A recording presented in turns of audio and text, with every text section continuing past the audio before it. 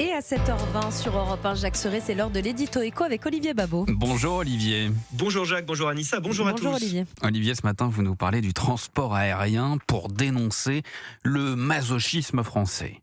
Oui, cette semaine, vous avez remarqué, c'est le thème, en effet, ce masochisme français fiscal. Alors, cette taxe, officiellement appelée taxe de solidarité sur les billets d'avion, existe depuis 2006 et a été significativement renforcée dans la loi de finances pour 2025. Elle frappe les vols au départ de la France, avec des montants qui varient selon la distance et les classes. Ça va de quelques euros sur les vols intérieurs ou intra-européens jusqu'à 40 euros en économique et 120 euros en affaires sur les longs courriers.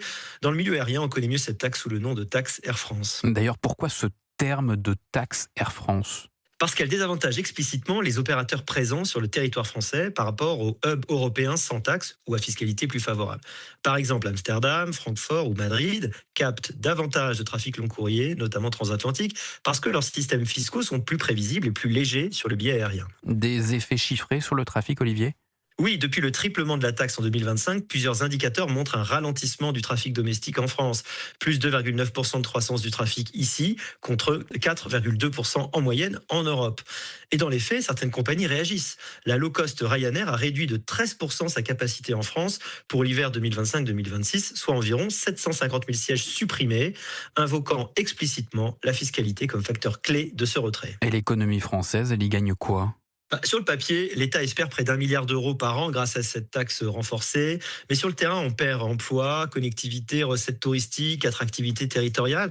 À Bergerac ou Strasbourg, des lignes vitales ont été suspendues parce que les low-cost jugent les marges incompatibles avec cette fiscalité. Le bilan réel pour la France est donc clairement négatif ? Oui, sous couvert d'écologie ou de solidarité, on organise une désaffection progressive de la France comme plateforme aérienne majeure. C'est un exemple de mesure idéologique pensée hors sol, qui n'a jamais réfléchi à l'impact réel sur la chaîne économique aérienne, sur les liaisons régionales, sur la concurrence internationale. On n'a en définitive quasiment aucun gain écologique et on ne conserve que les pertes d'activité économique et de recettes. On a l'impression que ce genre de schéma masochiste pourrait s'appliquer à bien d'autres cas que l'aérien, Olivier. Oui, c'est notre croix en France. On peut citer notre fiscalité énergétique industrielle notamment.